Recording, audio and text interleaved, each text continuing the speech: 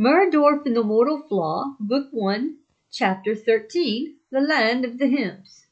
Bulging eyeballs, woven with protruding red veins, peered out from behind a tree. A branch snapped amid the dense forest. Navi looked over his shoulder and saw the prying eyes of a derv among the wild growths of the forest. As he leapt off Inca, the two dervs turned and ran.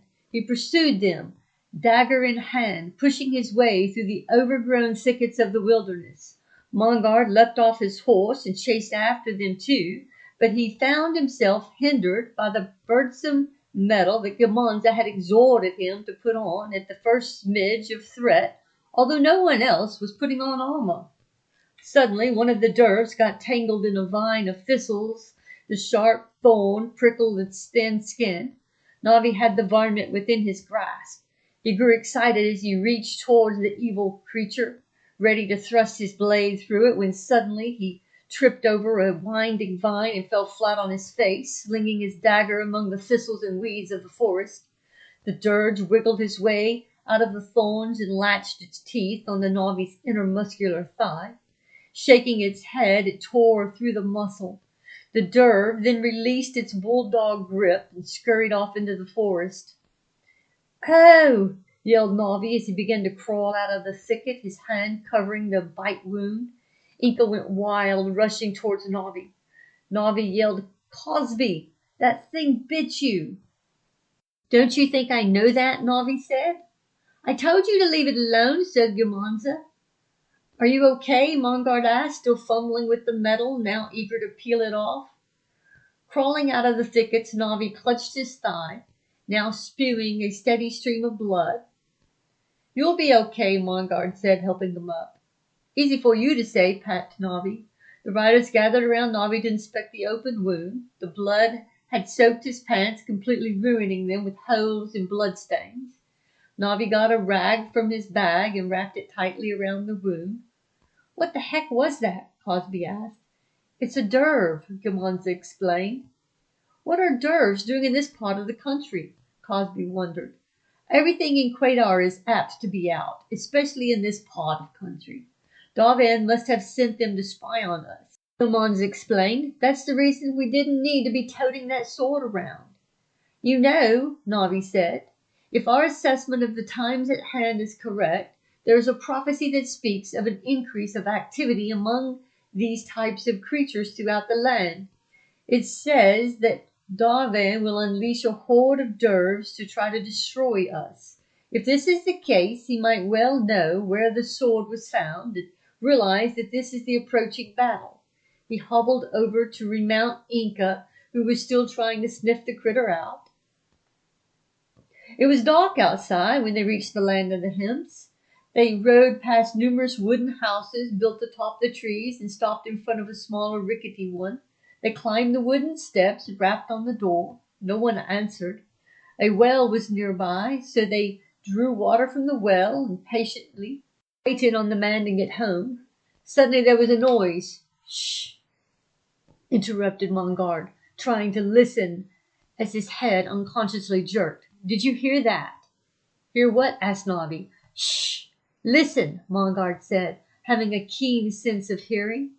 It was the sound of whispering, mingled with a hideous laugh. "Dervs," said Navi. Mongard pulled his dagger from his sheath, and Navi raised his staff, balancing on one leg. Then they heard a noise come from the backyard. Navi was ready to use his power just as soon as he knew what was coming at them. Suddenly there was a loud screech. One of the horses jumped back, scared from the noise, now spooked the other mounts. Suddenly two cats raced around the corner, and the noise startled Inca. Arching his back, the dragon breathed a burst of fire, barely missing the second cat and catching the fence post ablaze. "Well, scamps," Navi said with a smile, "we nearly had roasted cat for dinner." Suddenly the door sprang open, and there stood a peculiar-looking man in his drawers and T-shirt. It was Ozni. Ozni was a himp. Himps have facial features that are sort of goatish-like. Their hairy ears flop over, and they have narrow faces with goat-like features and a long goat-like beard. The rest of them, however, are humanoid. Ozni reached for a bucket of water to pour on his burning fence post. With bare feet he climbed down the steps from his tree house and poured the water over the fire, putting out the blaze. He turned to his visitors. "What are you trying to do anyway? Burn my house down?" "Not at all, crony," said Navi. "We just saw a cat and thought we might have it for dinner." "Oh," grumbled Ozni as he called for his pet cat.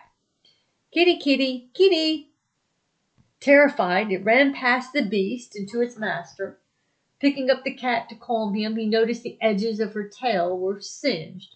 He looked at Navi with great irritation. "Sorry about that, Bait," Navi said. "Your cat scared my dragon. Nothing to worry about here, crony. He doesn't eat meat, except dried lizard. Of course, there's always a first time for everything." "Good thing he didn't. I would hate to have to kill me a dragon," said Ozni. "Well, and I would hate to have to kill me a hint," Navi said, laughing and hobbling up the stairs and inside the cozy home. Ozni closed the door behind him. "What brings you here?" "The sword of Darvan," Gamonza said. "We found it," Navi said, sitting on the floor and leaning against a strong tree and shot through the floor of the house built on one with the forest. "It's in a safe place," he added. "Is there anywhere truly safe for the sword?" asked Ozni. Interrupted by noise outside, Navi stumbled over to the door, carrying his sword in his hand and dragging his leg behind him. He peered out the window. "Dervs." "Means we're not the only ones who know about the sword," said Ozni. "Darvan has his ruffians and his warriors out," said Navi.